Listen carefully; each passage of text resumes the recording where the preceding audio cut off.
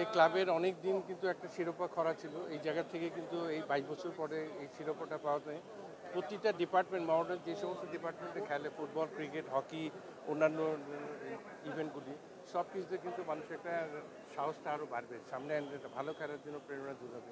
আমি মনে করি এই ঐতিহ্যবাহী ক্লাব, এই ক্লাবটার এই সাফল্য কিন্তু আমরা সবসময় চাই। প্রতিটা স্টেপে কিন্তু আমরা মডার্ন ক্লাবের সাফল্য চাই এবং আমি মনে করি যে ধারাবাহিকভাবে সবাই সম্মিলিতভাবে চেষ্টা করে এই যে ২২ বছর পরে শিরোপা আসলো এটা দিয়ে অন্যান্য ডিপার্টমেন্টগুলি আমরা ইনশাআল্লাহ আগামীতে ভালো করবো আসতে এটা একটু মানুষ দর্শকদের জন্য একটা মজার ব্যাপার যে ক্রিকেটের একজন আইকনিক ফুটবলের একটা উৎসবে আসছে আপনার কাছে কেমন লাগে ব্যাপারটা? অবশ্য আমি তো খালি আমি যখন মডার্নে খেলতাম তখন ফুটবল ক্রিকেট কোনো আলাদাভাবে দেখা হতো না। আমরা কিন্তু ফুটবলের প্রতিটা ম্যাচে কিন্তু মানে স্টেডিয়ামে থাকতাম। আমি তো একটা ম্যাচও মিস করতাম না।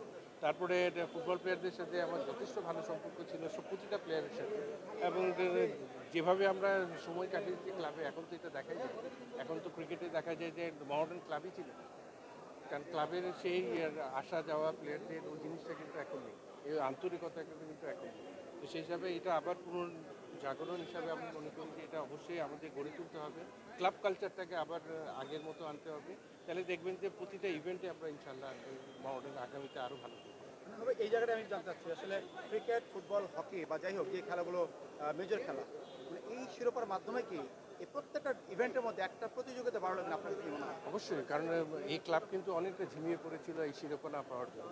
আগে কিন্তু দেখবেন যে হয় ক্রিকেট নাই ফুটবল না হকি একটা শিরোপা আসছে, সেইভাবে কিন্তু আমরা অনেক পিছিয়ে গিয়েছিলাম। এই পিছানোতেই কিন্তু ক্লাবের সব কর্মকর্তা বলেন, সাপোর্টাররা বলেন, সবাই কিন্তু একটা ঝিমিয়ে পড়েছিল এবং আবার পুনরুজ্জীবিত হয়েছে। আমি মনে করি যে এটা ধারাবাহিকভাবে থাকলে আগামীতে ক্রিকেটে আজকে অনেক বছর ধরে আমরা কোনো শিরোপার মুখ দেখছি না এবং আমার মনে আছে ২০০৩-এ আমি শেষ মনে হয় এটা আমি দেখে গিয়েছিলাম শিরোপাটা, তখন আমি খেলতাম একসাথে।